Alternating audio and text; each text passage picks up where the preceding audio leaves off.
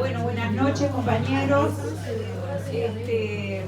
Vamos a iniciar la actividad. El cumpleaños del comité de base, 19 de junio. También el cumpleaños de José Artigas, que creo que es muy significativo para este comité de base. Y bueno, antes de presentar a las compañeras que van a hablar sobre un tema tan sentido como es toda la crisis hídrica, hacer dos acotaciones importantes que creemos que vale la pena mencionarlas. Una es que estamos en un mes de algún momento mucho dolor por la pérdida de lo que fue nuestro compañero Mariano Arana, y bueno, sin duda creo que la ciudad siente la pérdida de alguien muy importante para lo que es la fuerza política nuestra. Así que bueno, está bueno hacer un aplauso y recordarlo en este homenaje importante.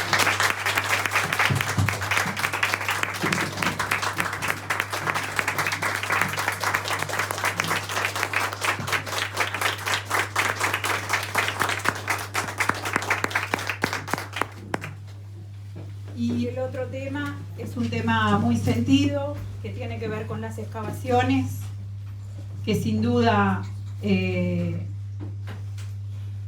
algo emocional que lo llevamos día a día hasta saber de quién se trata, pero no importa de quién sea, sino que somos todos familiares, como dice la consigna.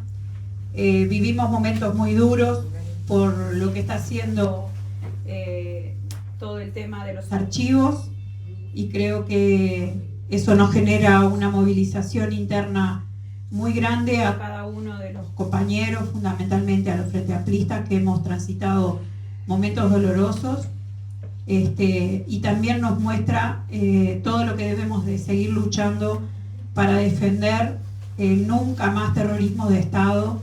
Sin duda eso nos muestra hasta dónde está dispuesto el fascismo a llegar. O sea que eso nos hace redoblar el trabajo para volver el Frente Amplio a gobernar. Queridos compañeros, les voy a presentar a la compañera Martina Casás, bióloga, diputada del Frente Amplio, y a la compañera Beatriz Neves, ingeniera agrónoma, que bueno, que hoy nos van a traer algún mensaje sobre el tema de la crisis hídrica. Micrófono para tiene que ellas. arrimarlo. ¿Más? Sí, funciona. En al lado.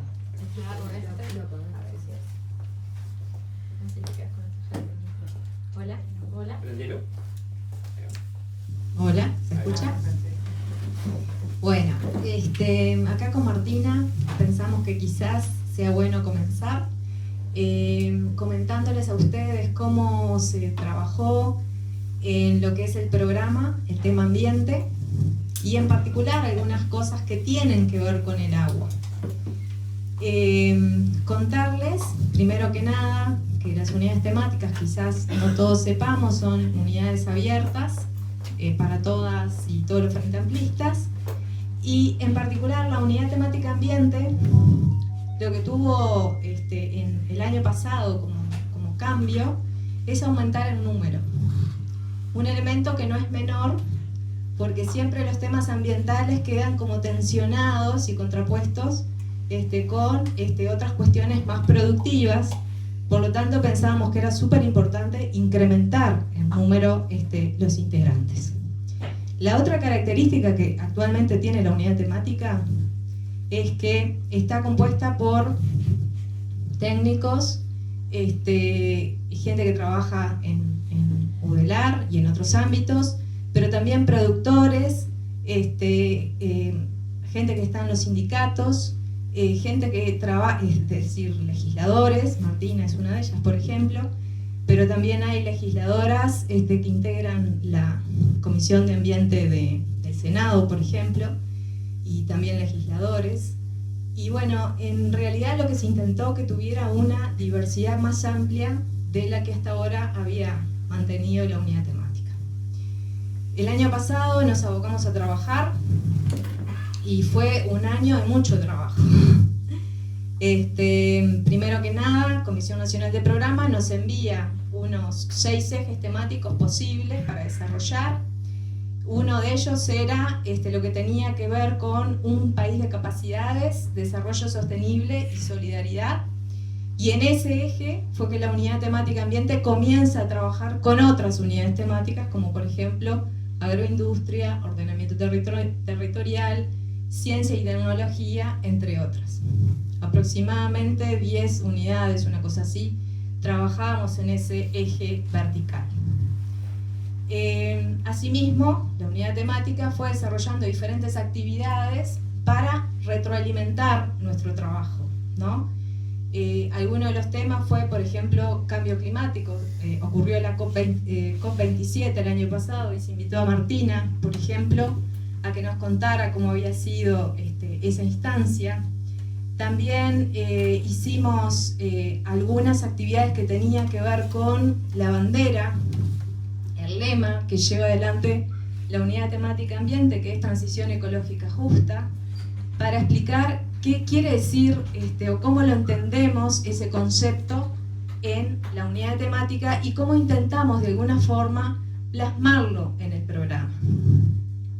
Bueno, hicimos varias actividades con ese lema, vamos a decir, y intentando transmitirlo a diferente público objetivo. El principio fue dentro de las unidades temáticas del Frente, pero después se abrió un poquito más para recibir intercambios de gente de afuera, ¿no? Estuvo muy interesante una actividad, por ejemplo, que como se hacía por Zoom, pudimos recibir los intercambios, las opiniones de gente que estaba en Rivera, en el medio rural, por ejemplo, y fue súper interesante para tener una visión más bajada a tierra de lo que nosotros estábamos proponiendo y qué posibilidades reales tenía de concretarse, ¿no? Bueno, y en forma paralela a esas actividades empezamos a elaborar nuestra propuesta. Nuestra propuesta llevó tiempo, hicimos varios documentos. Primero que nada identificamos los nudos, es decir, los temas en los que dentro del mismo frente no se llegaba a un acuerdo. Por ejemplo, lo que tenía que ver con la jerarquía de la política ambiental. En el mismo Frente Amplio, el tema ambiental quizás no se jerarquizó frente a otras políticas sectoriales como se debía. Entonces empezamos a identificar esos nudos para ver a ver si llegamos de alguna forma a algún acuerdo. Otro tipo de nudos que identificamos tenían que ver con la falta de articulación entre el gobierno nacional, el departamental y el local, que es sustancial para cuando uno quiere bajar a los territorios las políticas nacionales. Y además de ese documento de nudos, realizamos uno que se llamaba documento de problemas, y ahí identificamos qué problemas ambientales tenía nuestro país. Algunos que tienen que ver con el tema que estamos abordando, tiene que ver con la intensificación productiva, que eso sin duda conlleva a consecuencias en lo que tiene que ver con, por ejemplo, la calidad del agua. Otro problema que sin duda es muy importante es el tema de la complejidad de entender los problemas ambientales. Porque los problemas ambientales implican como muchas áreas de conocimiento. Entonces es sustancial también poder generar esa masa crítica, poder hacer entender esos problemas complejos para de alguna forma llegar a soluciones más comprendidas para todos en el territorio. Y bueno, y al final nuestra propuesta fue un documento que tiene 5 objetivos estratégicos y a la vez 10 acciones, que se los voy a leer porque la verdad no me acuerdo, y les voy a comentar los que tienen que ver más con el tema agua. El primer objetivo estratégico que plantea la unidad temática ambiente es un Estado que defienda el ambiente y apueste a la innovación y el desarrollo de capacidades del país. El segundo objetivo estratégico es promover formas de vida, de producción y consumo sostenibles y justas. El tercer objetivo estratégico, que es súper importante, es recuperar y proteger la calidad de los ecosistemas terrestres y acuáticos, sus componentes: agua, suelo, aire, costas, mar, biodiversidad, paisajes y servicios ecosistémicos. Tanto el objetivo anterior como este tienen muchísimo que ver con el tema del agua. Ahora lo vamos a discutir por qué.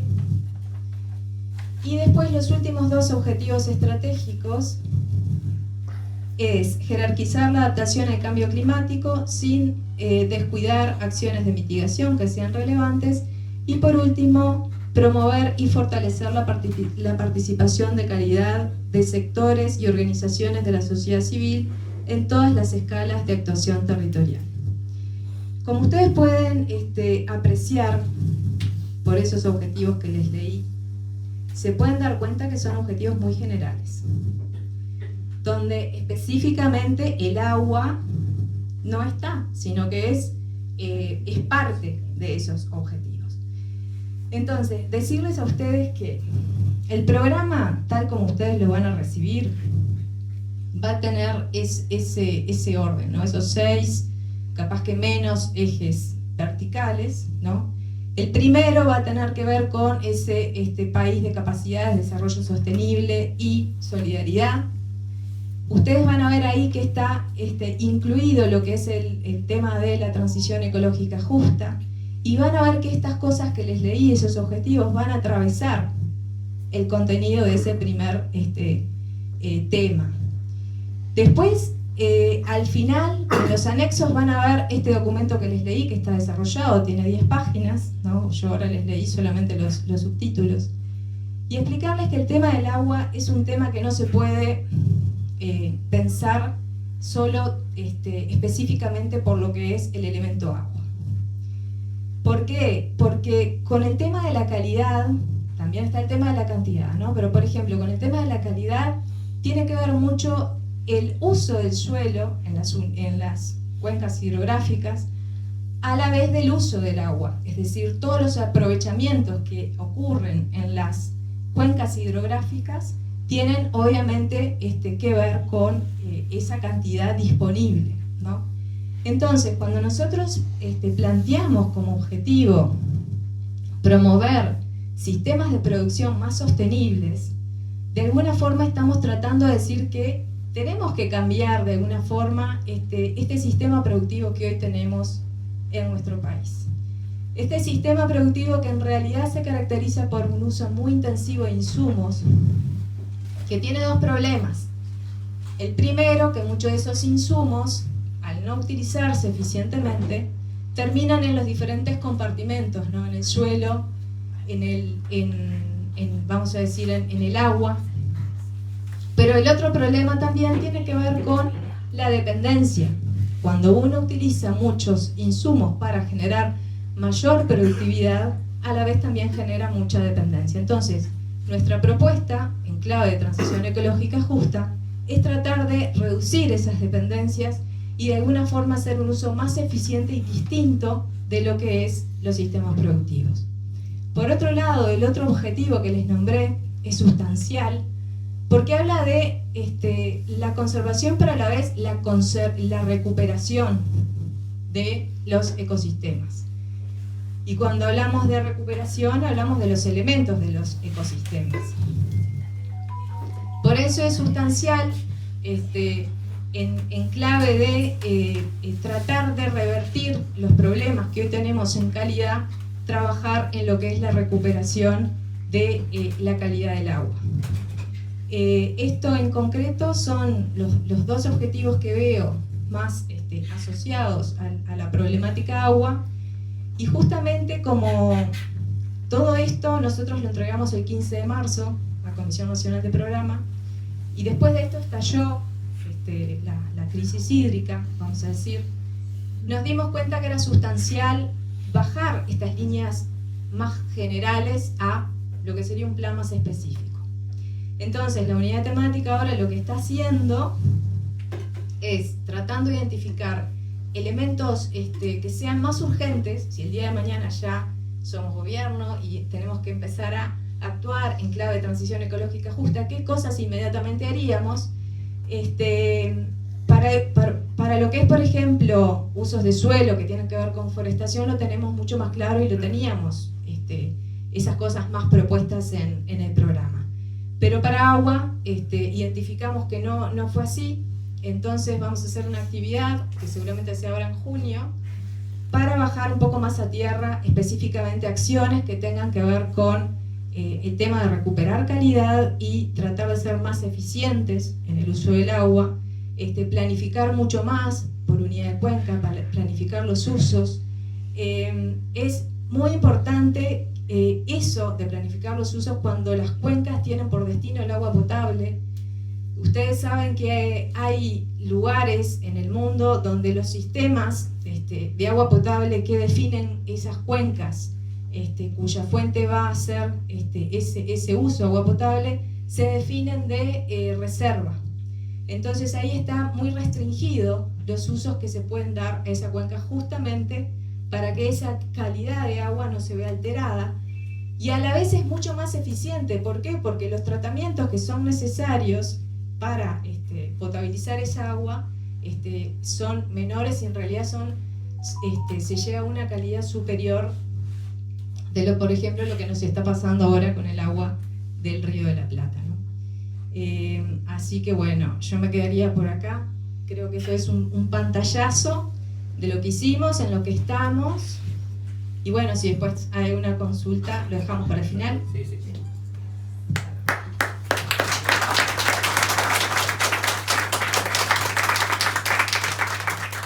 Bueno, ¿cómo andan? Primero que nada, feliz cumpleaños al comité. Siempre es una alegría saber que tenemos lugares y espacios donde se refugian las ideas con tantos años, ¿no?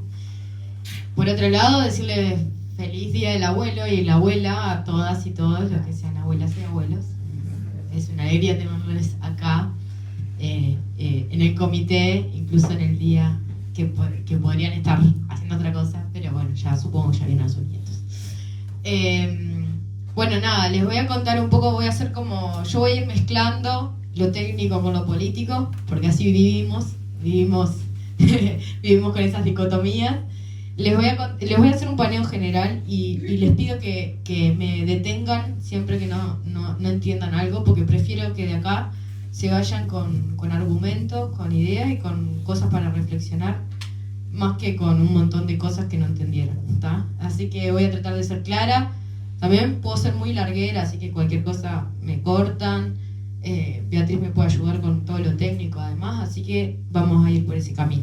Pero bueno, vamos a partir de la base de qué es el agua en Uruguay, ¿no? El agua en Uruguay es en la idiosincrasia uruguaya es un recurso infinito. Venimos de una cultura de la abundancia. Sí, han habido sequías y sí las hemos sufrido y padecido en distintos ámbitos, pero nunca nos habían tocado de esta manera en el área metropolitana. Y por esa abundancia, los uruguayos tenemos una percepción baja del riesgo de algunos fenómenos. La sequía, para quienes vivimos y habitamos las ciudades, no es algo que, más que regar el jardín, más que no nos genera realmente una percepción de riesgo.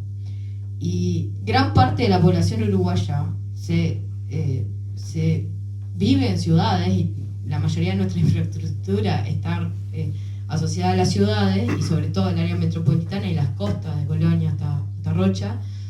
Entonces eso nos lleva a que cuando hay grandes problemas también de precipitaciones extremas o de bajas precipitaciones, nosotros no llegamos a verlo más que reflejado en el precio de las verduras, ¿está? Eso es como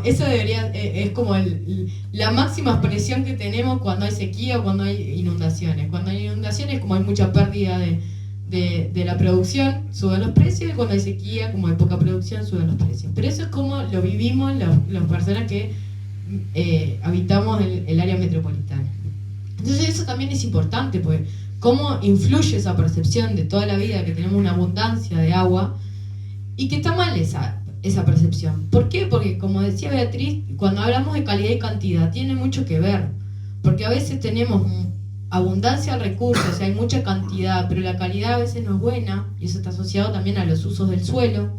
Obviamente todo lo que nosotros consumimos de algún lado viene, y las ciudades no producen nada. Eso hay que tenerlo presente. Entonces, ahí vienen los problemas, porque Inumet desde 2019 le informó al próximo gobierno, sin importar quién fuera, que se venía un periodo largo de la niña. ¿Tá? Esto está pasando porque, a ver, Uruguay tiene un clima que varía por semestre, varía por temporada, digamos, pero también varía sobre sí mismo en algunos periodos anuales. Eso es por un fenómeno mundial que se llama la niña y el niño, que es un cambio en la temperatura de la superficie del mar, que hace que cambien los vientos, y esos vientos hacen que cambien muchísimas condiciones, por ejemplo las precipitaciones. Pero esos periodos tienen cierta frecuencia, 3 a 7 años, el niño y la niña suele ser más corta, pero lo que pasa es que ahora que el planeta está más caliente, esos fenómenos tienden a durar más. Entonces, y cambian muchísimo cómo se comportan los vientos, las corrientes marinas. Entonces, eso es lo que genera que se estén extendiendo ciertas teleconexiones.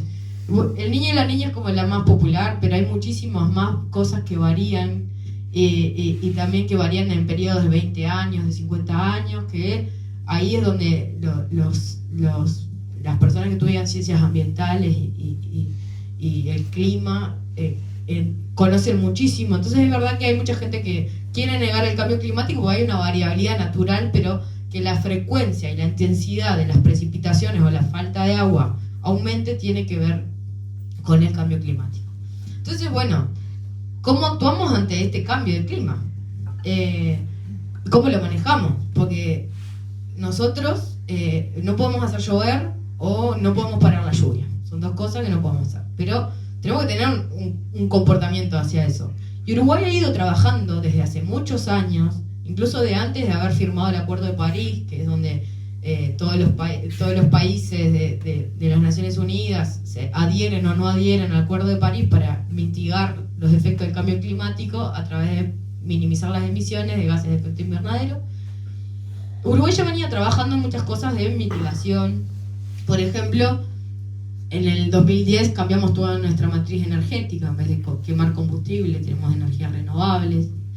Entre otras cosas, ¿no? Se está tratando de que la producción agrícola sea más sostenible, emita menos gases de efecto invernadero, minimizando los cambios de uso del suelo. Son un montón de acciones que se orientan a mitigar estos cambios. ¿Por qué? Porque lo importante es, las cosas que vos no podés cambiar o no podés controlar, lo que sí podés hacer es que no afecte a tu población. Y eso es lo primero que tendrían que haber pensado en este gobierno.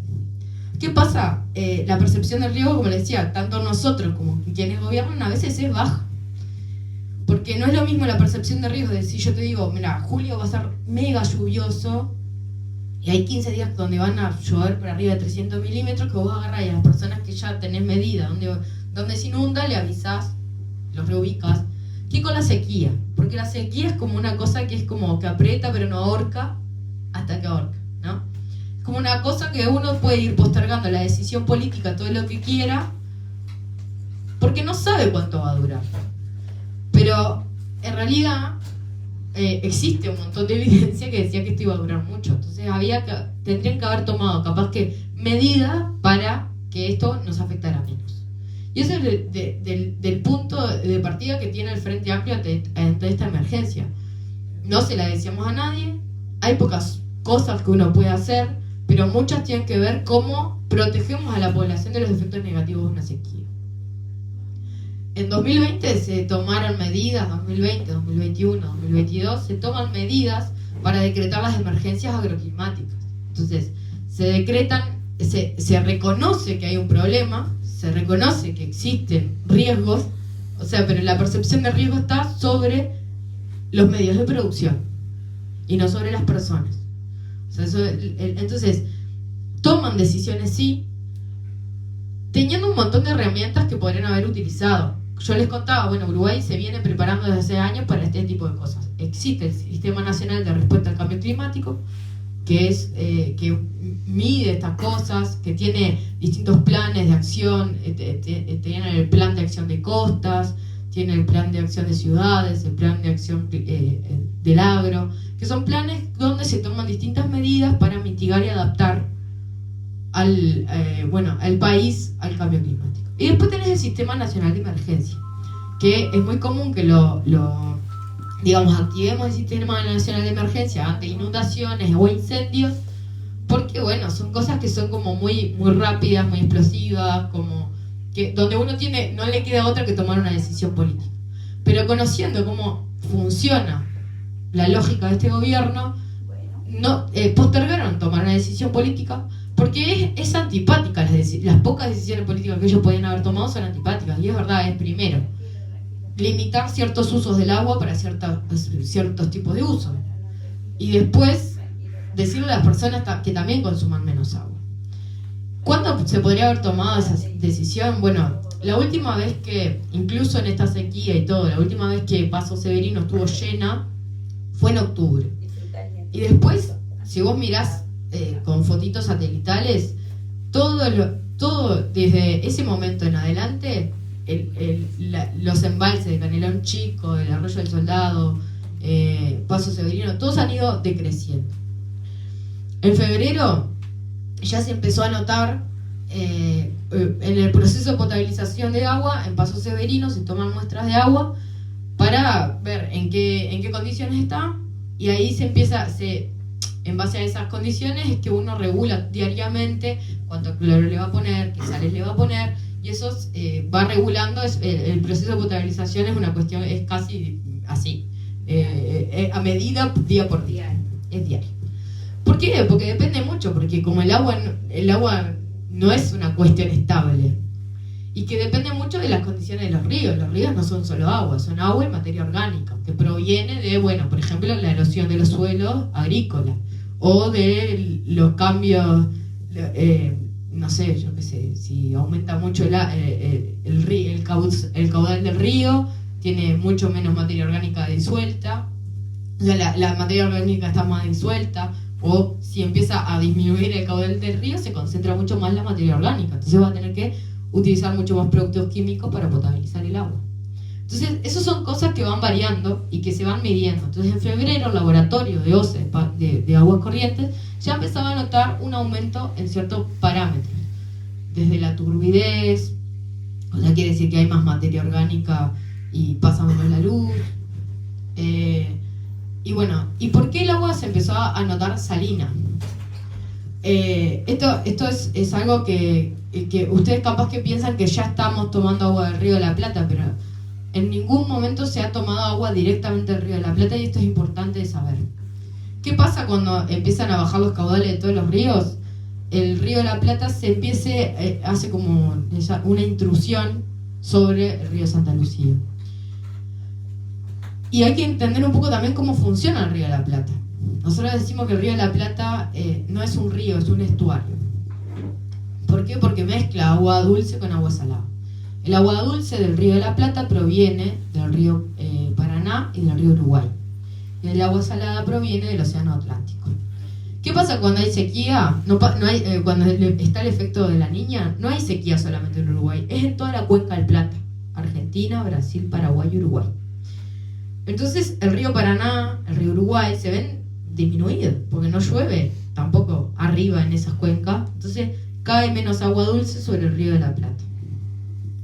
Entonces eso genera que el caudal del Río de la Plata sea más bajito y que aporte muchísimo más el Océano Atlántico. Y además la Niña tiene un fenómeno, los vientos alisios, que son los vientos que vienen desde el este, entonces se empujan muchísimo más al mar sobre el Río de la Plata. Entonces el Río de la Plata tiene más agua salada, el Santa Lucía estaba bajito, entró más el Río de la Plata, el Río de la Plata estaba un poco más salado, entonces nos salinizó el Santa Lucía. Y esto son cosas que se pueden ir midiendo, y que de hecho se están midiendo, porque como vienen con la idea de Arasatí y Neptuno desde hace tiempo, se viene midiendo la salinidad del Río de la Plata hace ya más o menos un año y pico. Entonces, los datos están. las alertas están, lo que no está es la percepción del riesgo. ¿Por qué? Porque, por ejemplo, en febrero de este año hubo un encuentro sobre uno de los organismos que trabaja las respuestas a riesgos, y Delgado fue el que hizo la presentación de Uruguay, y Delgado, palabras así casi textuales, pero decía: en Uruguay no hay grandes eventos extremos. Dice, a veces nos afecta la sequía, pero solo en la producción agrícola. Eso lo decía en febrero el tipo. O sea, es como que sí, después les paso la captura. A mí me parece, aparte es un informe colgado en la página de Presidencia, y me parece fantástico. El tipo desconoce que la sequía te puede afectar la vida de las personas, y ese es el problema, que ellos desconocen que las cosas afectan la vida de las personas. Entonces, bueno, en 2020 decretaron la emergencia hídrica para el agro, 2021 lo mismo, 2022 lo mismo, pero acá para nosotros lo han ido postergando. Y eso también generó que, bueno, ¿qué medidas podían haber hecho? Bueno, podrían haber hecho campañas para cambiar la percepción de las personas, pero si ellos no tenían cambiada la percepción era muy difícil que las hicieran. Nosotros también pedíamos campañas de información. ¿Por qué campañas de información? Porque cuando se toma la decisión de bajarle la calidad al agua, porque esta vez la calidad del agua cambió por la cantidad, o sea, hay poca cantidad, están tomando agua mucho más salina, y también está todo el tema de los trialometanos que surgió hace poco, lo han visto. Hay muchos informes de personas que trabajan en esos temas que venían alertando desde ya hace más de un mes sobre el tema de los trialometanos, que son compuestos que se generan a raíz del proceso de potabilización cuando mezclas cloro con otras sales. Y esas sales son las que se encuentran en la materia orgánica del agua. Entonces, menor cantidad de agua en un río, mayor cantidad de materia orgánica, a mayor cantidad de materia orgánica mezclada con mayor cantidad de cloro, mayor cantidad de trialometanos. Entonces, esas son cosas que vienen avisando. Y ahí está el problema, ¿no? Si a vos todos los expertos te avisan, te indican, pero vos tomás decisiones políticas que te llevan a ¿qué hicieron? Hay cosas que son costos ambientales, hay cosas que son costos políticos, y ellos acá lo que han ido haciendo es postergar los costos políticos lo más posible para no tener que tomar una decisión antipática, trasladar el costo ambiental a las personas. Porque lo que han hecho es eso. Si hay alguien que no cuida el agua, o si hay alguien que no cuida la calidad del agua, que es en Uruguay es el Estado, la Organización Panamericana de la Salud dice que quien tiene que garantizar el agua, o sea que la salud y el agua potable no se pueden separar. Que la salud de una población de cualquier estado depende básicamente del agua potable. ¿Por qué? Porque si hay coliformes, bacterias, virus o cualquier enfermedad se puede transmitir a través del agua. Entonces, la salud de las personas depende del agua potable de un estado. En Uruguay justo es el estado el que da el agua. En otros países son privados. Entonces, bueno, está. Ahí no le podemos echar la culpa más que al mercado, pero acá le podemos la responsabilidad del Estado, y el Estado es el responsable de la calidad de vida de las personas en Uruguay. Entonces, acá lo que han hecho es eso. Bueno, no hay tal... O sea, lo que hicieron es, ahora las personas se tienen que proveer de su propia agua potable, porque es lo que estamos haciendo. Porque según nuestro reglamento agrometeorológico, el agua potable es agua que por su consumo prolongado durante toda la vida no genera ni problemas de salud ni rechazo. Está bueno, genera rechazo a todo, porque todos le sentimos un mal sabor. Y tiene riesgos de generar problemas de salud. A la población hipertensa, a las personas con cirrosis, y hacemos un listado por tipo de afecciones, y es un riesgo de la salud. Las mujeres embarazadas, los niños de tal edad, las personas con dermatitis, y cuando querés acordar, tenés un gran porcentaje de la población afectada. Entonces, ellos también no se están haciendo cargo de la salud de todas esas personas, y todas las herramientas que han dado como solución a este problema son micromanejadas, o sea, son microdirigidas, porque no quieren resolvernos el problema de todas las personas, porque ellos vienen de una concepción de 2020 que es achicar al máximo el Estado. Y no hay elemento más democrático para demostrar dónde se achica el Estado que el agua. Porque es verdad que a veces hay problemas que se vienen sumando desde el 2020 hasta ahora por cómo han achicado el Estado. Entonces ahora ya me pasé de lo técnico a lo político. Ellos achicaron el Estado de tal forma que ahora hay ciertos problemas que no veíamos que se empiezan a ver. Entonces, que no haya, no haya inversión en infraestructura es un problema. Por ejemplo, ellos no quieren hacer obras, entonces se las derivan a los privados. Entonces así fue que ellos derivaron las soluciones de reserva o provisión de agua potable a los privados. Y ahí es donde surge el proyecto Neptuno Arasati. Ellos tenían una solución que ustedes saben que es Casupá, que era una reserva de agua de 100 millones de metros cúbicos de agua en la región del arroyo Casupá, y ellos deciden que está bien, eso lo tenemos ahí, pero lo vamos a guardar en un cajón porque mientras tanto vamos a buscar una solución alternativa que la va a proveer un privado.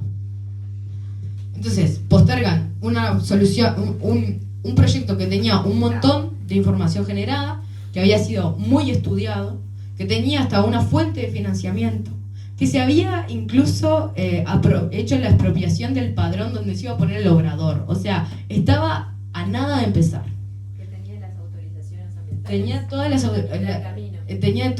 Habían iniciado todas las autorizaciones ambientales previas. O sea, el camino estaba hecho y ellos dicen, bueno, pero capaz que de haberlo empezado no se hubiese terminado a tiempo. Bueno, pero son 100 millones de metros cúbicos de agua.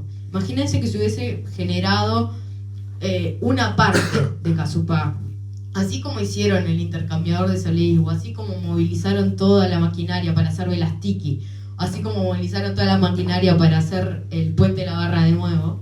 Ellos podrían haber movilizado para hacer una pequeña taipa para acumular. En este tiempo que hubiésemos acumulado más o menos un 20% de ese volumen, que son 20 millones de metros cúbicos de agua. ¿Saben cuánta agua hay hoy en Paso Severino? 3.600.000 metros cúbicos de agua. Estamos hablando que tendríamos 7 veces más el agua con eso más o menos empezado que el agua que tenemos hoy en día. Entonces ahí empiezan los problemas, porque ellos recortaron un montón de cosas al punto de que también OCE tiene un muy bajo presupuesto y tiene pocas personas para trabajar. Entonces todo lo que sea el sistema de pérdidas no tiene cómo generar cuadrillas para ir a responder. Ahora hicieron un montón de modificaciones, pero las hicieron hace poquitas semanas. Entonces todas las opciones que han ido, las respuestas que han ido tomando son tardías. Y nosotros ahora todos nos damos cuenta de que el Estado está ausente porque no tenemos agua segura en nuestras casas, porque el agua ya no es potable, pero tampoco es segura. O sea, baños cortos sin exponerse al vapor. ¿A ustedes les parece normal eso? Pero así como estas respuestas por el agua, han dado respuestas ridículas a un montón de cosas. El agua lo único que tiene es que es el elemento más democrático que tenemos los uruguayos, el más distribuido. Porque es verdad, ha faltado comida en las escuelas, han faltado horas docentes en la UTU, y no nos han movilizado tanto. Porque es verdad, no todos utilizamos esos servicios. Pero así como ahora, hoy en día, nos falta un elemento vital, el elemento vital para muchos chiquilines es la educación, el elemento vital para muchos chiquilines es la alimentación. Y hoy nos toca al sur de Avenida Italia, al norte de Avenida Italia, al oeste de Montevideo, al este de Canelones, para todos lados, nos toca el mismo problema, y es el agua. Y por eso tenemos que estar movilizados y enojados. Porque lo que implica la falta de agua es la falta de Estado, es la falta de responsabilidad. O sea, es brutal que tengamos que salir a comprar agua como tenemos que estar saliendo. Porque además, llegado el caso de que no nos manden ni siquiera más agua salada por las cañerías, va a llegar un momento que tampoco los privados van a podernos proveer de agua, porque no tienen una capacidad infinita de generar agua potable. Porque también ellos están limitados en ese recurso. Tanto por el plástico que generan, por la capacidad que tienen para embotellar por hora, por un montón de cosas. Entonces, por los camiones que utilizan todo, hay un montón de cosas que limitan la provisión de agua embotellada para toda la población. y las soluciones de las desalinizadoras, todo eso, apenas rascan el problema. Es muy poca agua la que pueden desalinizar esas plantas. Punta del Tigre son 4.000 metros cúbicos.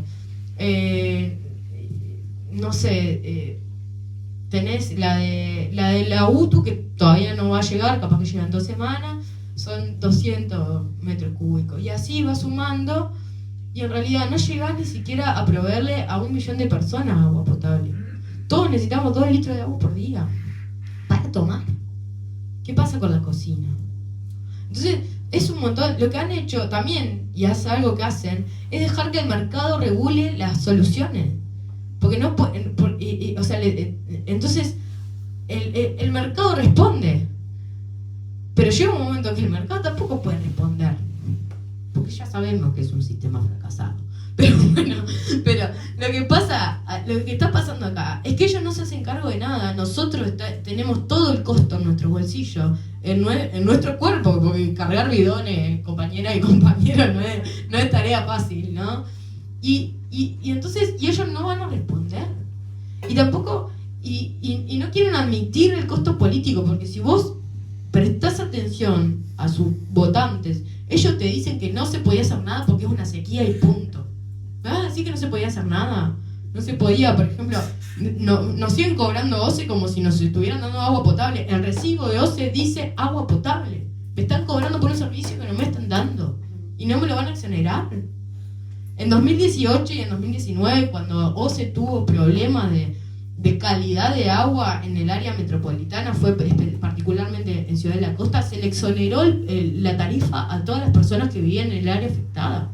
En Maldonado también se tomaron medidas cuando la laguna estaba con una cantidad impresionante de cianobacterias y se le exoneró a todo Maldonado la tarifa del agua.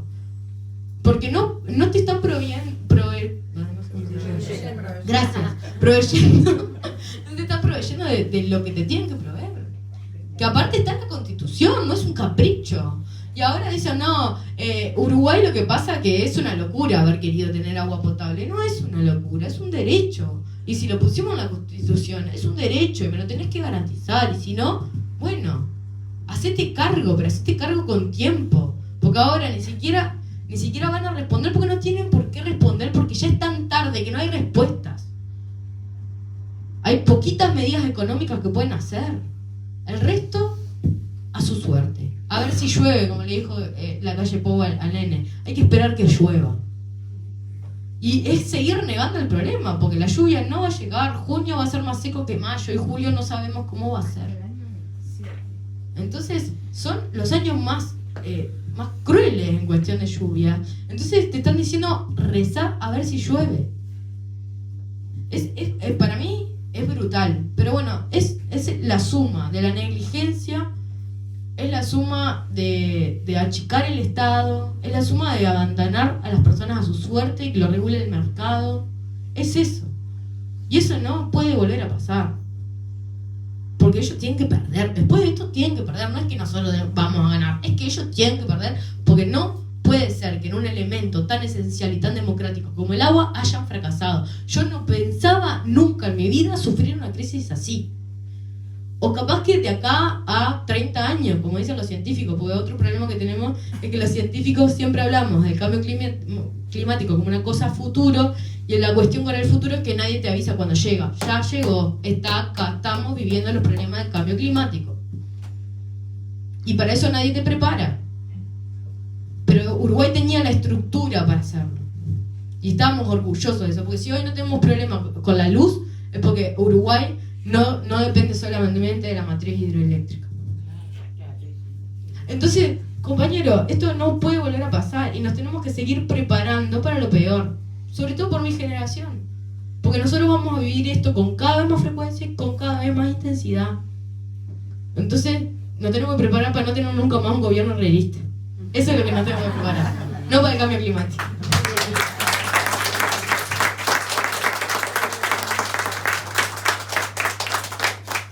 Simplemente complementar el tema de Casupá y de Arasatí, porque son dos alternativas muy diferentes, ¿no? complementar eso y después, si quieren, arrancamos con la ronda de preguntas. Recuerdan que el tema de Casupá quedó en la agenda ya desde el 2019, como decía Martina, con un financiamiento de la CAF, con autorización ambiental que estaba en el IAR, el Informe Ambiental Resumen Puesto de Manifiesto, es decir, que ya estaba bastante avanzado. Ustedes saben que las actividades que requieren autorización ambiental, cuando son clasificadas B y C, demoran mucho tiempo, son trámites largos y bueno, puede pasar hasta un año hasta que se cumple todo ese proceso. Para el caso de Casupá, ya estaba bastante avanzado. Y lo que quería recalcar, que iba de la mano con todo esto que tiene que ver con la planificación por unidad de cuenca. ¿Por qué? Porque Casupá se proponía en la cuenca alta del Santa Lucía, donde en realidad los usos de suelo son bien distintos de lo que es aguas abajo. En la cuenca alta del Santa Lucía lo que pasa es que hay más proporción de suelo de uso pastoril, es decir, campo natural, más que cultivos. Entonces eso genera un arrastre, un escurrimiento distinto, menos cargado de nutrientes de lo que es aguas abajo.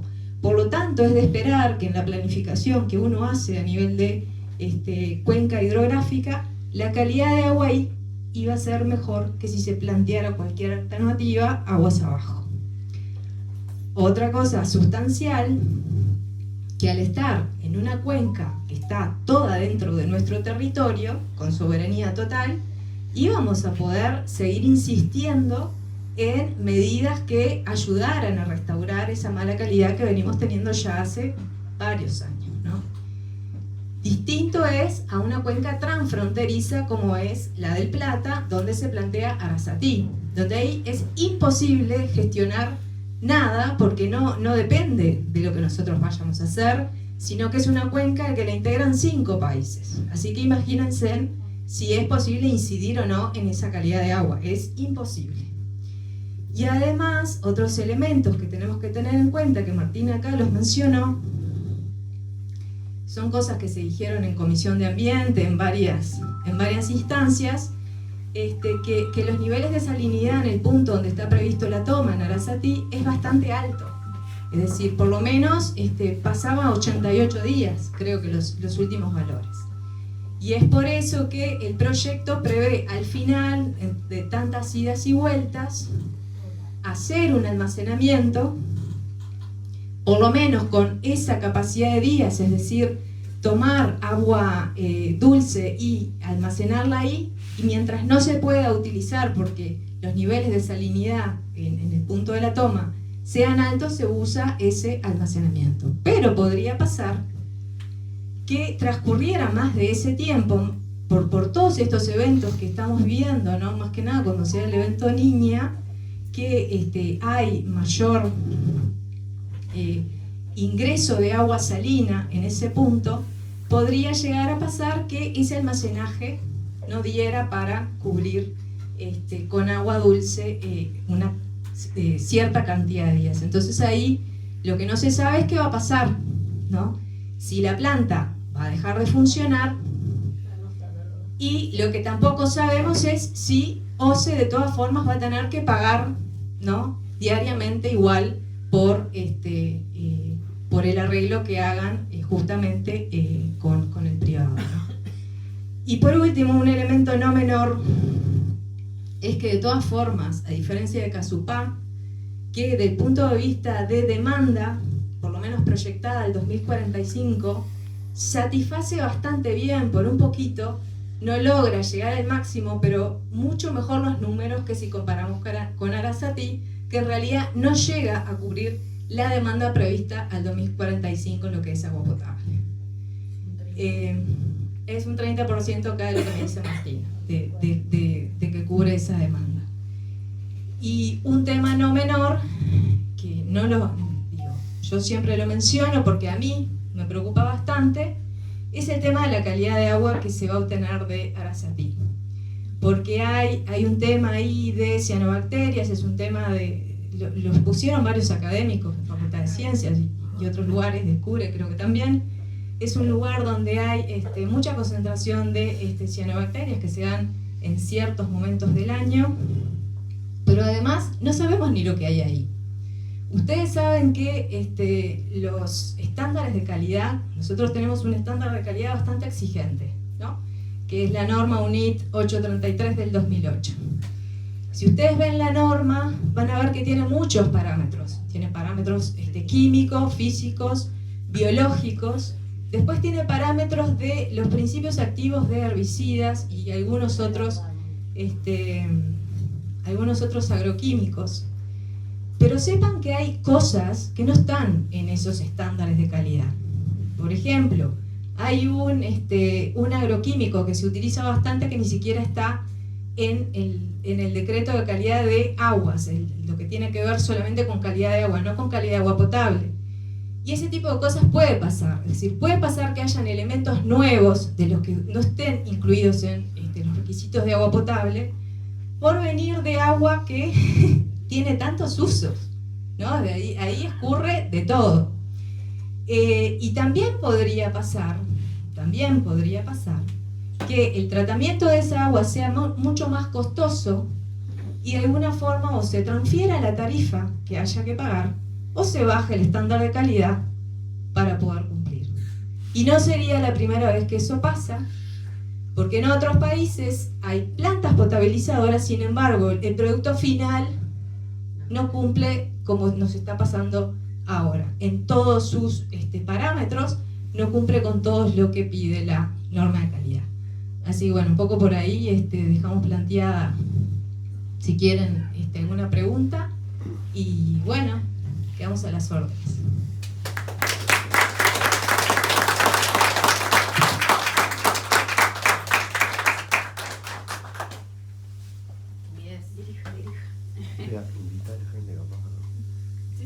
Bueno, no sé si alguien tiene alguna. Yo quería preguntar sobre el programa. Lo que mencionaste hoy de variar la. O sea, si puedes explicarnos un poquito. En el tema del programa que mencionaste hoy.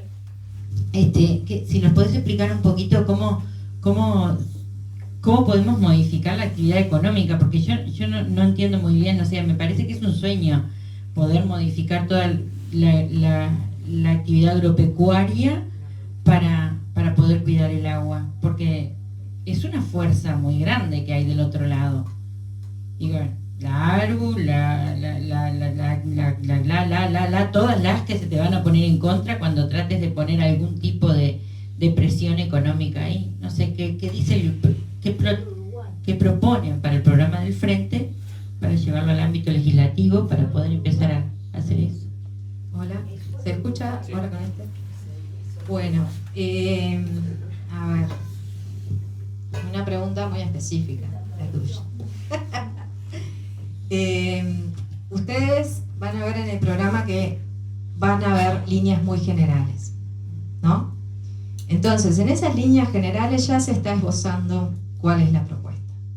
La propuesta es ir por algo más parecido a lo que conocemos como un desarrollo sostenible, lo más cercano posible, teniendo en cuenta que el desarrollo sostenible en realidad no cumplió sus objetivos y tenemos que ir por otro camino, ¿no? Ese cambio de paradigma en el sistema productivo lo estamos planteando, ¿no? Primero que nada dándole un foco importante a lo que es la producción familiar.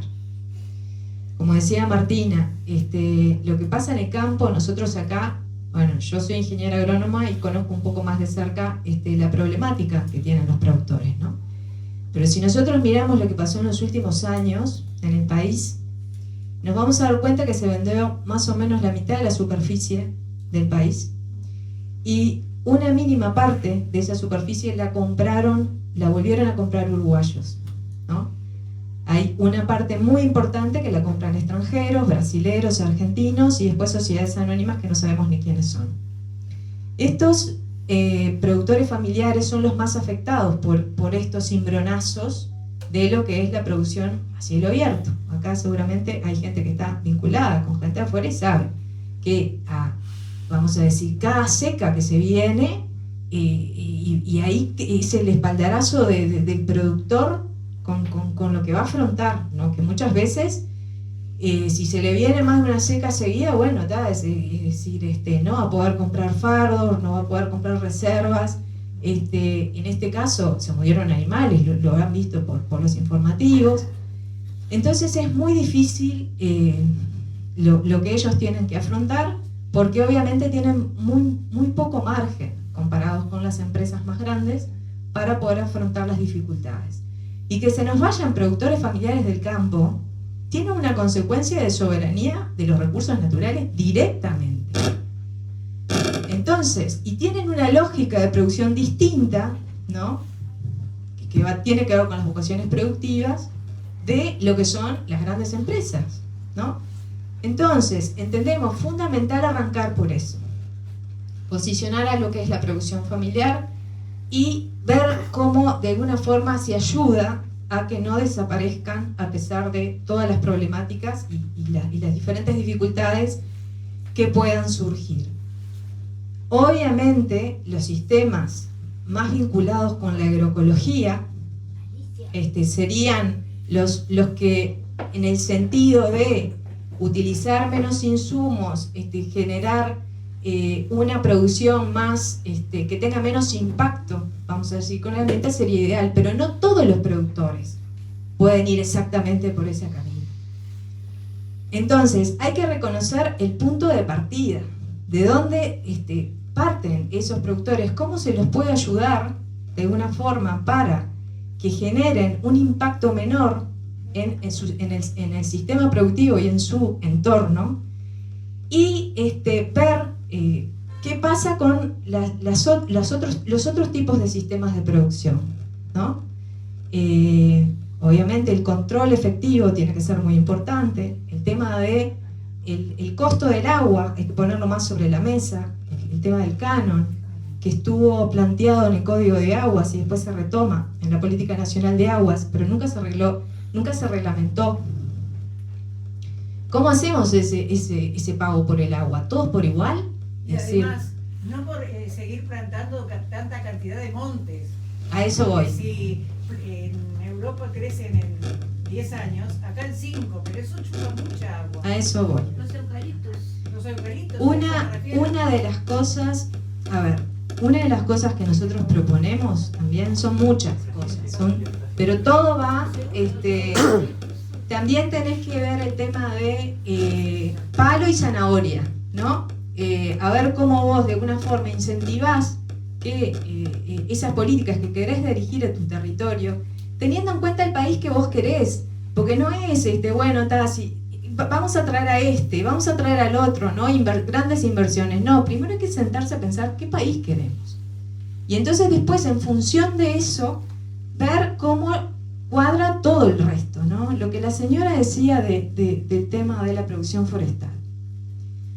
La producción forestal tiene una promoción basada en beneficios económicos, ¿no? Que de alguna forma tuvo sus frutos.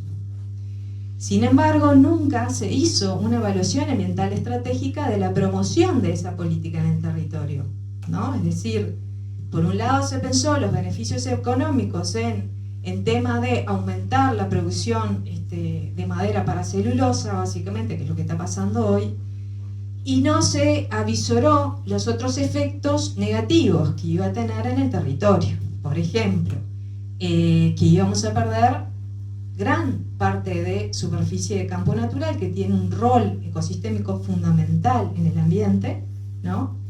No es lo mismo agua de lluvia que escurre sobre campo natural que sobre un suelo desnudo que ha sido arado, por ejemplo, ¿no? Los arrastres son distintos, incide directamente en la calidad del agua, ese tipo de cosas.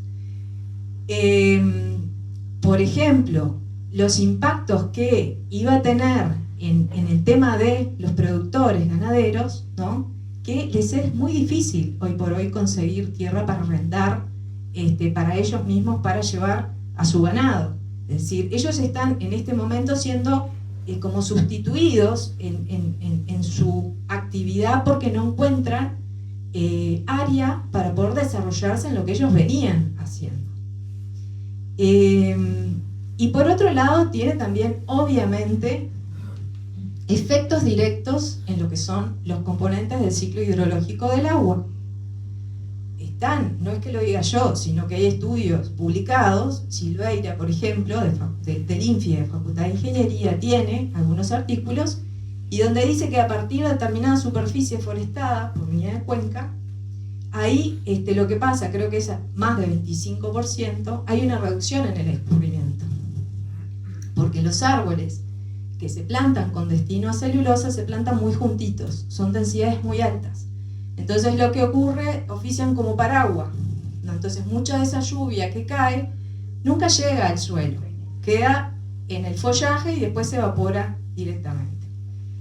Y también sin duda con la evapotranspiración, ¿no? El agua que se pierde a nivel de la succión que hacen las raíces y se pierde a la atmósfera directamente.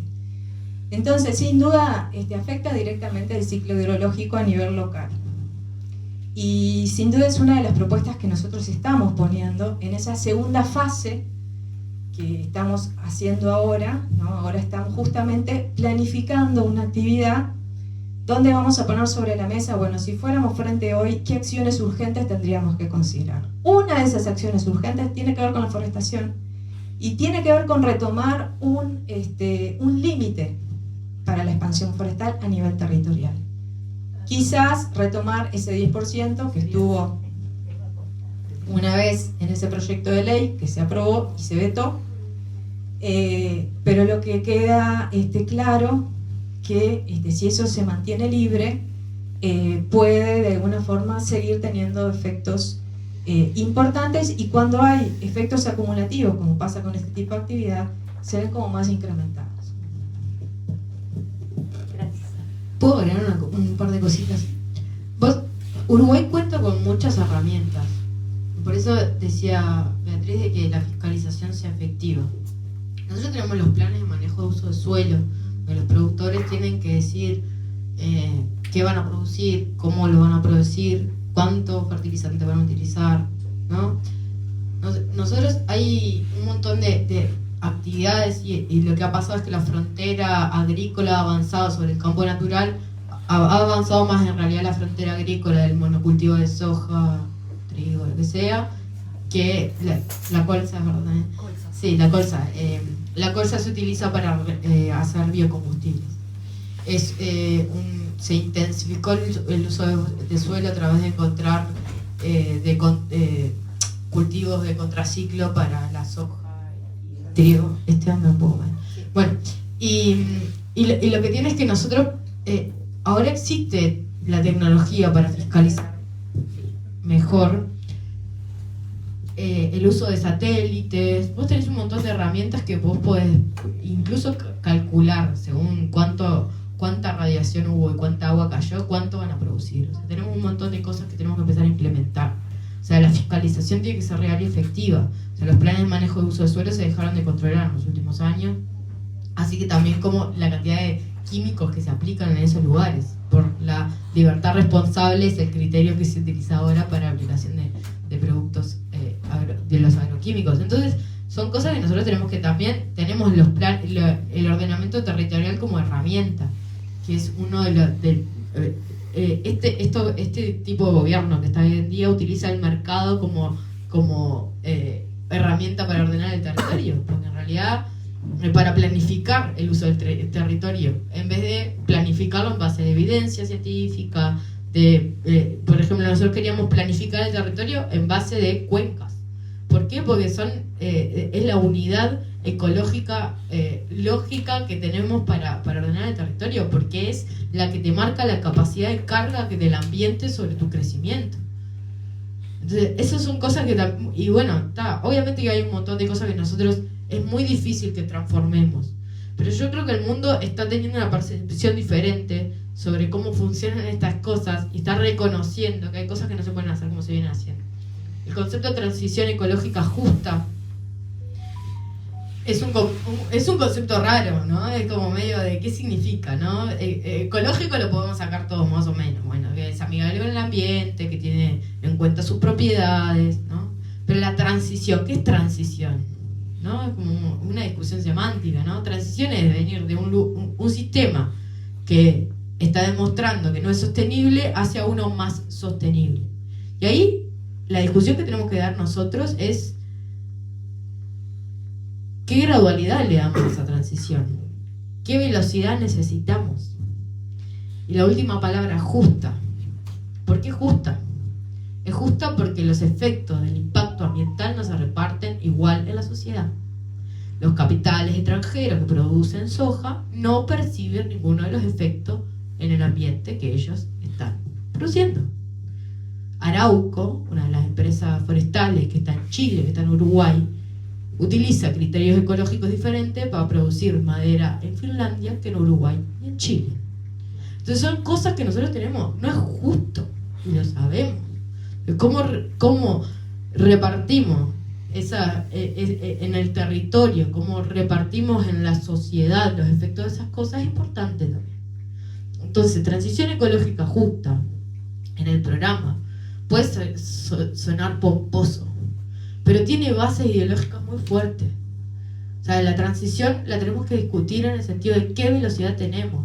Yo he ido a las conferencias de cambio climático y los jóvenes por el cambio climático andan con unos relojes que son una cuenta regresiva, que cada vez me angustian más porque ahora estamos en 6 años y medio para llegar a los objetivos de desarrollo sostenible que sabemos que no vamos a llegar. 6 años es un periodo de gobierno y un poquito para llegar a minimizar las emisiones de gases de efecto invernadero a la mitad. Y Uruguay, es verdad, no tenemos grandes chimeneas, no producimos petróleo, pero el cambio de uso del suelo, o sea, el avance de la frontera agrícola en el pastizal, emite gases de efecto invernadero. El cultivo de soja emite gases de efecto invernadero. Arar la tierra, dar la vuelta. Las vacas también, pero yo las vacas las banco si están creciendo en el pastizal. Porque hay 4 principios ecológicos que está bueno que empecemos a repartir. Es que ningún almuerzo es gratis. O sea, nosotros comemos y eso de algún lado salió. El segundo es todo va a parar a algún lugar. O sea, si nosotros le sacamos algo a la naturaleza, el desecho va a algún lugar. En una época decían the solution for pollution is dilution, y era la idea de que la solución a la contaminación era la dilución. Pensaban que el ambiente podía absorber todo. Está demostrado que no, que al final del día las cosas bioacumulan y nos generan efectos en la salud, en el ambiente, etc. Después que todo está relacionado con todo, y lo estamos viendo con el agua. Y que si una persona plantó árboles en un lugar de la cuenca y ese árbol está capturando un recurso tan valioso como el agua, me va a faltar en otro lugar, porque todo está relacionado con todo. Y el último es que la naturaleza es más sabia, porque la mejor forma de conservar los recursos los tiene la naturaleza. La mejor forma de capturar carbón en toda la cuenca del Río de la Plata son los pastizales, porque por algo se desarrollaron durante miles de años. Si no, tendríamos árboles. De traer árboles a un lugar donde hace 2000 años y no hay árboles, por algo es, porque la naturaleza es más inteligente. Entonces, esos principios son utópicos, es verdad. La transición ecológica justa no es utópica. Lo que hace es transformar esos principios en algo mucho más tangible. Y a eso tenemos que ir. A que tenemos que ordenar mejor el territorio para disminuir los impactos en la sociedad. Porque nosotros cuando decimos que queremos cuidar el ambiente, no es que queremos cuidar el ambiente y abrazar un árbol, es que queremos cuidar a las personas.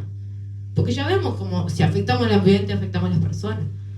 Entonces, bueno, es verdad, tenemos a todo el mercado en contra, del capitalismo a full. Pero también tenemos que empezar cuando decimos, yo siempre creo que es primero el ambiente porque primero van las personas.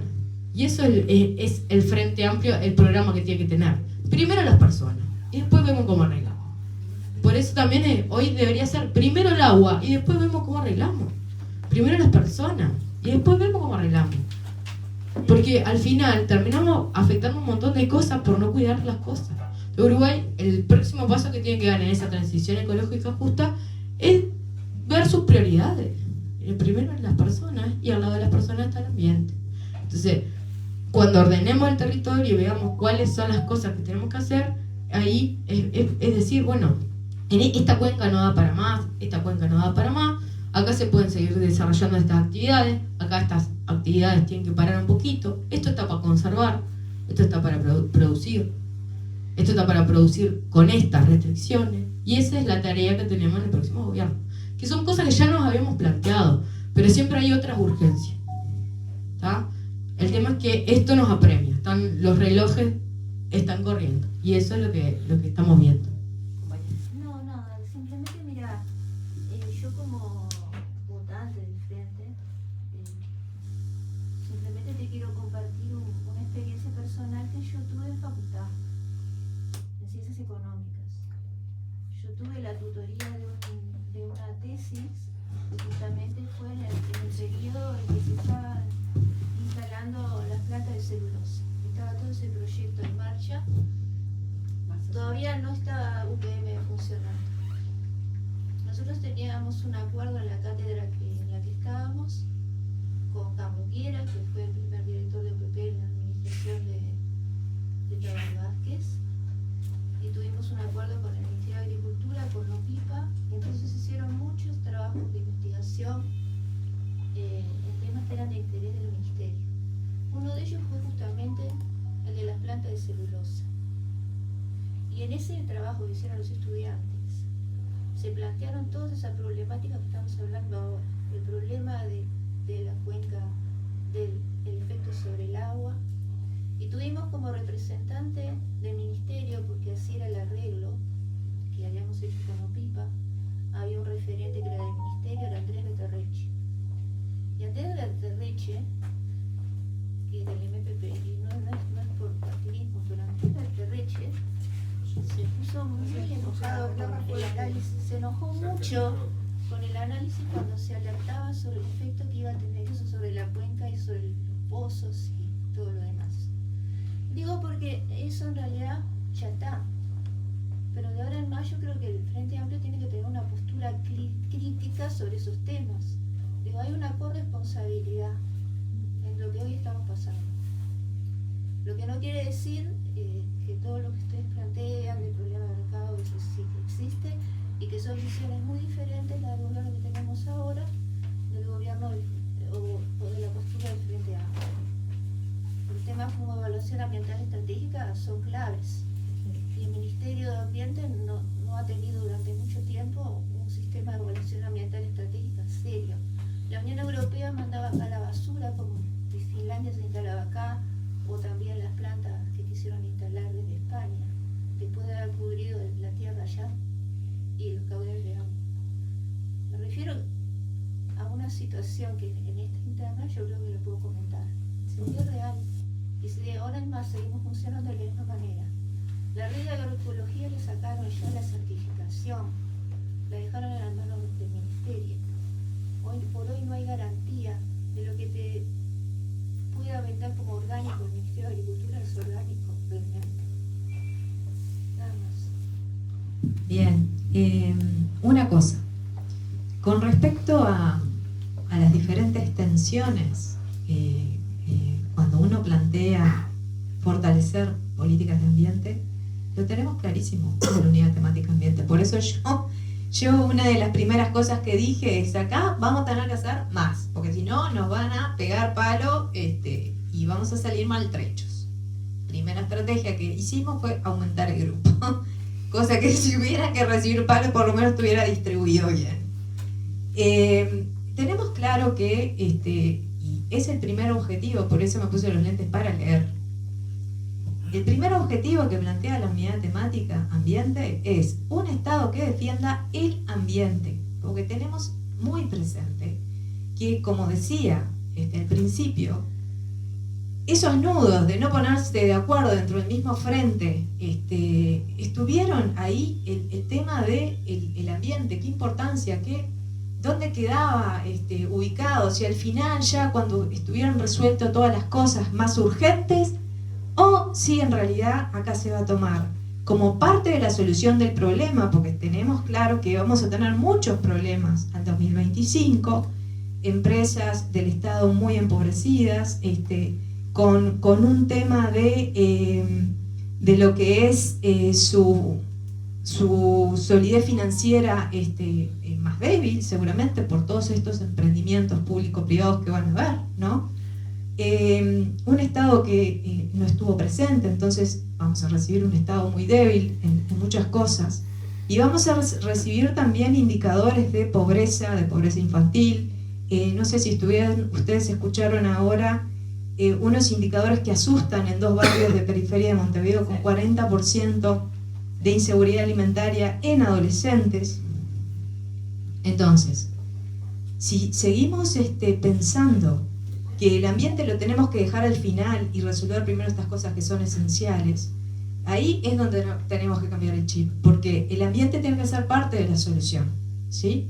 Y entonces por eso nosotros en el objetivo 1 estamos justamente diciendo eso, un Estado que defienda el ambiente y apueste a la innovación y al desarrollo de capacidades del país. Eso es como un primer punto.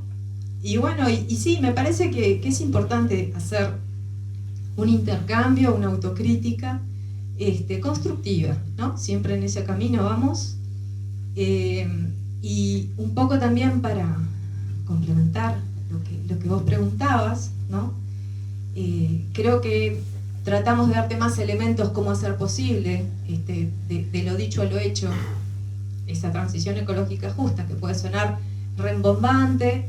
En realidad son conceptos que ya empiezan a jugar fuerte en Europa, ¿no? En algunos ministerios, tenemos el Ministerio de España de Transición Ecológica y Reto Demográfico.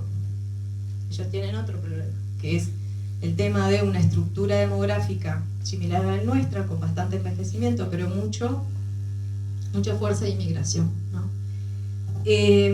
Entonces, puede sonar como traído de los pelos, pero no lo es. Eso no es la idea. La idea es realmente tratar de apoderarnos de ese concepto, que desde la izquierda también está bien recibido, y otros elementos que acompañan esa transición ecológica justa es sin duda la seguridad alimentaria, la soberanía alimentaria. Hoy también tenemos seguridad hídrica y soberanía hídrica, que es una cosa que le tuvimos que poner casi al final, porque como no habíamos pasado por esta crisis, nunca nos imaginábamos que íbamos a tener que poner eso dentro del programa. Pero 2 cositas más. Trato de bajar a tierra cómo nosotros intentamos llegar a que apliquemos una transición ecológica justa. Dije lo de la forestación. También está previsto acciones específicas para las cuencas de Santa Lucía, las cuencas de la Laguna del Sauce, las cuencas de la Laguna del Cisne, que son cuencas estratégicas porque todas tienen que ver con un uso de agua para destino potable. Y después con lo que tenía que ver con la agricultura. Ustedes saben que en otros países la agricultura de más de 100 hectáreas está adentro de lo que es el reglamento de evaluación de impacto ambiental. Acá no fue posible. Acá cuando se quiso poner, cuando en el 2005 se cambió el reglamento, por ejemplo para la forestación de más de 100 hectáreas, entró toda, antes los bosques de rendimiento quedaban afuera. Se intentó poner la agricultura y no se pudo. Bueno, intentemos esta vez ponerla porque si bien la herramienta de evaluación de impacto ambiental no es como la evaluación ambiental estratégica, que es macro, y lo que intenta la evaluación ambiental estratégica es la prevención, acá con la evaluación de impacto ambiental ya estamos tomando medidas que son menos efectivas, estamos tomando medidas de mitigación, pero de alguna forma también contribuyen a esos objetivos que nos queremos proponer. Y después, otros elementos sustanciales es revisar la efectividad de los planes de uso y manejo de suelos, ¿tá? Que nosotros entendemos que no solamente hay que considerar la pérdida de suelo, que es lo que básicamente se calcula, sino los cambios que tiene todo el suelo después de los diferentes usos, del punto de vista físico, del punto de vista químico, del punto de vista biológico, ¿tá? Entonces intenta hacer una herramienta más completa, más integral. Y otro elemento fundamental es qué va a pasar con los agroquímicos en general. En el año 2019 se hizo un proyecto muy interesante con la FAO, y se dejó un producto excelente, que en realidad pasó como casupá, es decir, no se aplicó por capricho, pero en realidad ahí lo que se proponía era generar una institucionalidad nueva donde estuviera no solamente el MGAP, que siempre estuvo, sino incluir además al Ministerio de Salud Pública junto al Ministerio de Ambiente para tener lo que es la evaluación de riesgos en la salud humana, que era lo que faltaba, además del ambiente, y lo que tiene que ver con el MGAP, que lo viene haciendo hasta ahora. Así que en realidad esos son los dos elementos más que tienen que ver directamente con esos usos intensivos.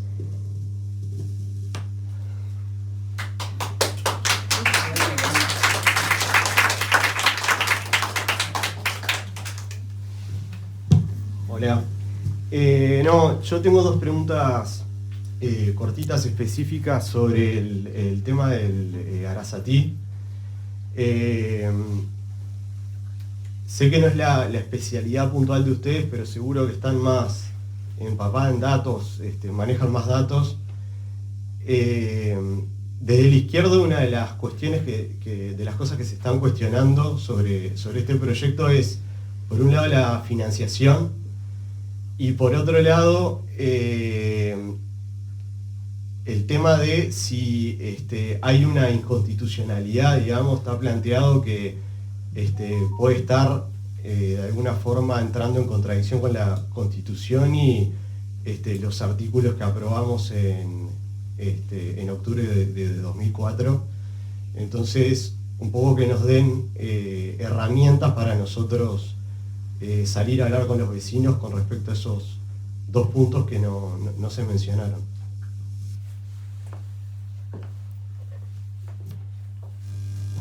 Sí, a ver, del financiamiento, bueno, es un costo caro porque ahora se abrieron los sobres del pliego. Vamos a ver qué costo real están proponiendo las empresas, pero se calculaba que eran 280 millones de dólares, cuando en realidad la represa de Casupá eran 80 millones, o sea que estamos hablando de un costo mucho más alto. Pero además lo que estamos hablando es que eso, bueno, ellos zafan de la inconstitucionalidad porque dicen que la Constitución dice que quien tiene que proveer el agua es el Estado, y en definitiva te la va a estar dando el Estado, porque la empresa que gane la licitación lo que hace es construye y hace el mantenimiento de la obra, pero la operativa de la obra la hace OCE. Entonces ellos te dicen que igual es OCE quien está encargada del agua potable. Pero de todas maneras ahí vienen las preguntas, porque no queda claro, ni en los contratos que estaban manejando, ni en la licitación, quién se hace cargo de los problemas, porque quien capta el agua y quien la bombea hasta aguas corrientes sí es el privado. Entonces, si yo empiezo a tener problemas de calidad de agua, ¿a quién le voy a reclamar? ¿Al privado o al público? Entonces, capaz que ellos zafaron con varios informes jurídicos el tema de la inconstitucionalidad, pero de todas maneras no queda claro la diferencia entre operativa y mantenimiento, siendo que hay cosas de operativa que igual lo va a hacer el privado. Y bueno, también está el costo de hacerlo con un privado, es porque ellos quieren reducir el déficit fiscal, no quieren utilizar recursos del Estado de ninguna manera, se lo proponen hacer a través de privado, pero a través del privado termina siendo más caro. Nos ha pasado con otras cosas, ha pasado con proyectos nuestros, de que la licitación la ganan y genera y se habilita cierto costo, pero después empiezan a pasar cosas, no sé, al final no necesito este tipo de caño, preciso este otro y me va a salir más caro y nos sale más caro. Ay, no, al final no sabía que acá había una formación geológica tal y tengo que perforar y esto me va a salir más caro. Tengo que hacer 10 kilómetros más de obra. No, esas cosas nos han pasado y termina saliendo más caro que si lo hiciera el Estado al final de cuentas. Y bueno, y el tema del financiamiento, de que embarga un 40%, bueno, nosotros lo que le vamos a estar haciendo es le pagamos a la empresa privada por la disponibilidad de agua, incluso cuando la disponibilidad de esa agua sea de mala calidad. Le vamos a estar pagando todos los años 40 millones de dólares por 20 años, y eso lo que implica es la mitad del presupuesto de OCE. Y eso lo que te hace es te reduce el presupuesto de OCE para otras cosas, pérdidas, saneamiento, a nivel nacional. O sea, estamos hablando de la provisión de agua potable para el 60% de la población, que va a producir un 30% de la demanda, y vamos a embargar la mitad del presupuesto de OCE para eso. ¿Qué pasa si un año OCE no tiene presupuesto? No sé, nos surge otra obra, nos surge otra necesidad, crece demográficamente otra ciudad, tenemos que buscar otra solución de agua potable en otro lugar. Y es lo que decía Bea, en definitiva nos va a terminar aumentando el costo de la tarifa, porque OCE no tiene otro lugar de donde sacar fondos que no sea aumentando la tarifa. Entonces, ahí también depende, hay muchas cosas que le estamos habilitando a hacer un gasto muy grande al Estado por muchos años.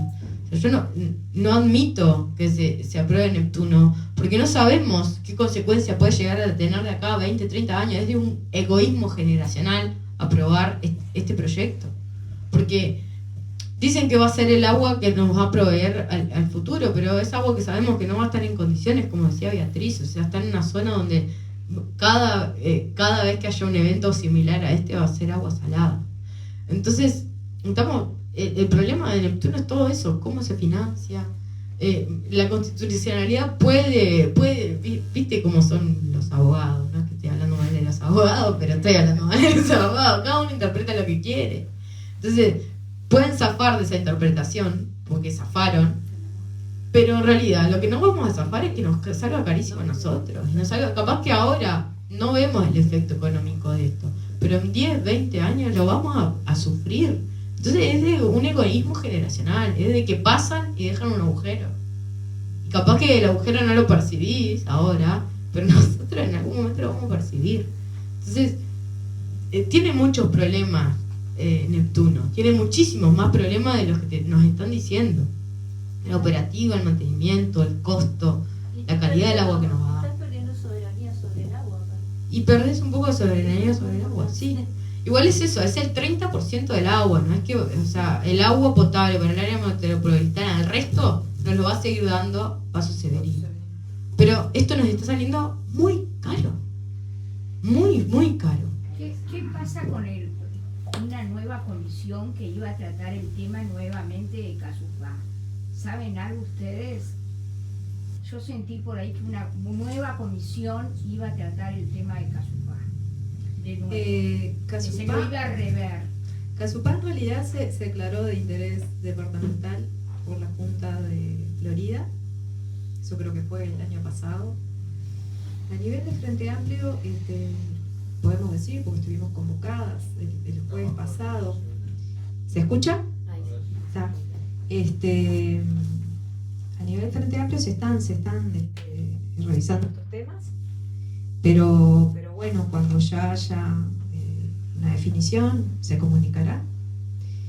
Yo lo que quería complementar de lo que decía Martina, a ver, el tema económico sin duda nos interpela, porque, a ver, como decía yo, ¿qué empresas públicas vamos a tener? ¿No? ¿Qué UTE, qué OCE, qué Antel, ¿no? Vamos a tener al 2025? Pero a mí lo que más me preocupa es si hoy ya se identifican que pueden haber algunos elementos químicos en el agua que estén vinculados con enfermedades crónicas, y nos están diciendo que, bueno, como eso en realidad es por un plazo corto, en cuestión de años habría que preocuparse, pero eso no va a ocurrir, porque seguramente, según ellos, esto va a cambiar el día que llueva, que esperan que no sea el año que viene, sino en unos días.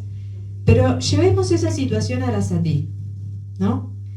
¿Qué pasa si estas mismas cuestiones de calidad se repiten en un agua que va a ser la diaria, la de todos los días, ¿no? Que vayan a tener que aumentar los niveles desinfectantes para llegar a tener un agua de calidad? ¿Qué va a pasar, ¿no? Cuando los trialometanos, por ejemplo, den altos y sea el agua que va a haber para consumir, ¿no? Entonces, a mí, en lo personal, me genera mucha preocupación Arasati.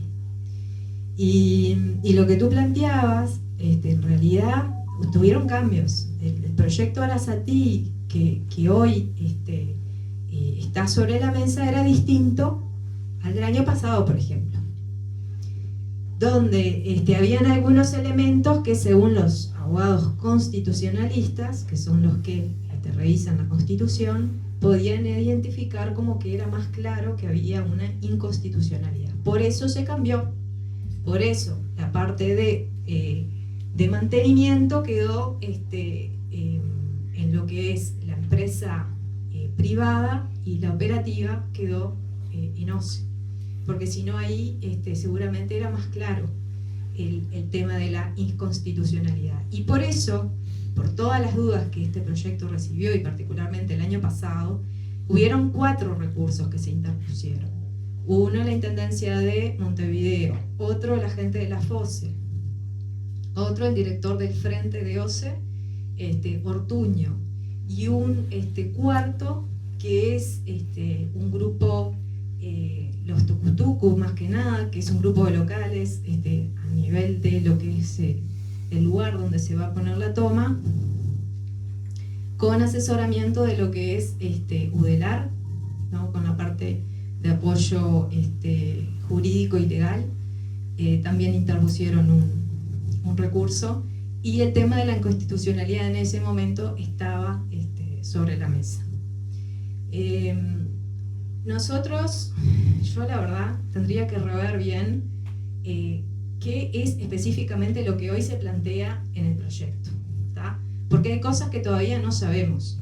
Por ejemplo, una de las cosas que no sabemos es la dimensión final que va a tener ese polder, ¿no? donde ellos tienen previsto aumentar en superficie para almacenar más agua esos días que haya salinidad y bueno, tenga que seguir funcionando la planta.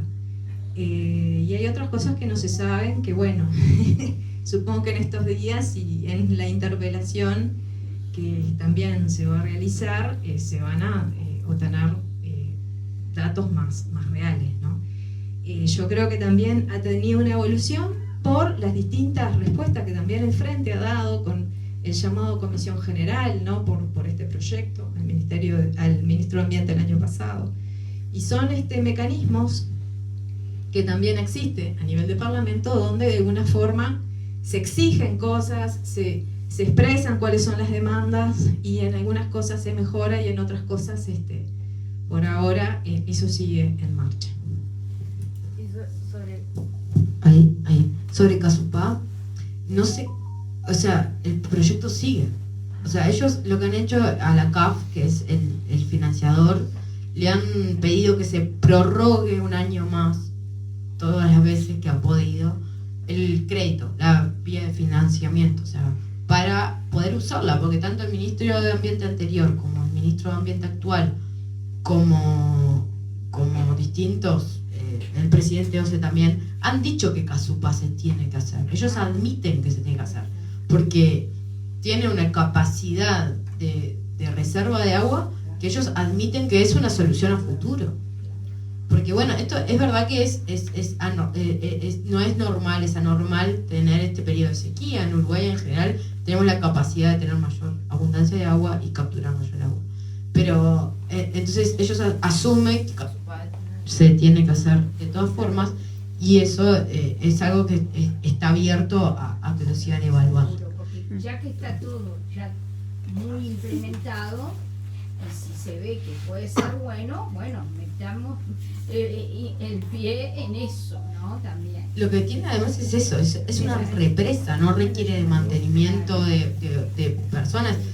La gravedad hace todo el trabajo de traslado de agua, o sea, no necesita toma, bombeo, recalque, todo lo que lleva el proyecto de Arasatí. Es una solución barata, y por ser barata no es que sea mala, ¿no? Pero bueno, está como esa concepción de que era una mala solución a un problema. Como decía Bea, o sea, está súper investigado la zona donde está, cuáles son las amenazas en esa zona, cuáles son los riesgos, todo, y estaba aprobado por la CAF, porque la CAF es un tipo de banco de desarrollo social, que lo que ellos hacen es dar líneas de crédito siempre y cuando vaya a tener un impacto social positivo. O sea, no es que a la ligera se propone un proyecto, tuvo su tiempo de investigación. Entonces, ellos asumen también las bondades de Casupa. Lo han dicho públicamente, obviamente que mucho más bajito que van a hacer el proyecto Neptuno, porque de verdad que no tiene rédito político en decir que van a hacer algo que planificó el Frente Amplio. Pero ese es el tema, pero en realidad, bueno, es una de las soluciones, está planteada, está sobre la mesa y capaz que lo quieren revisar como una jugada política para no asumir que siempre tuvimos razón.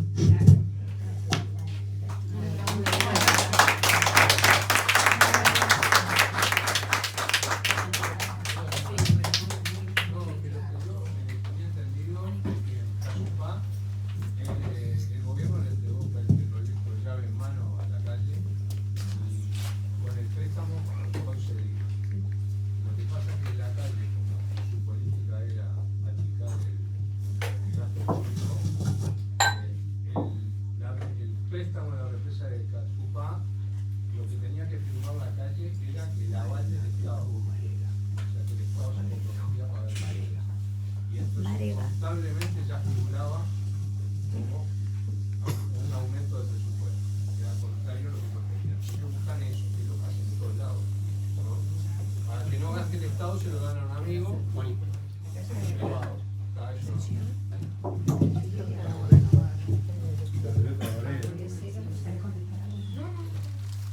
Bueno, compañeros, hemos tenido una extensa información por parte de las compañeras. Dentro de poco se nos viene la discusión del proyecto de programa, que sin duda este tema lo vamos a seguir profundizando y vamos a necesitar que todos los Frente Amplistas estén en el comité para discutir el programa del Frente Amplio para ganar las elecciones, y este tema va a ser sin duda uno de los temas fundamentales. Bueno, para seguir ahora con el chocolate, un poco de calor, y tenemos ahí al grupo Marega que nos va a tocar unas canciones mientras preparamos el chocolate. Y muchas gracias, compañeras.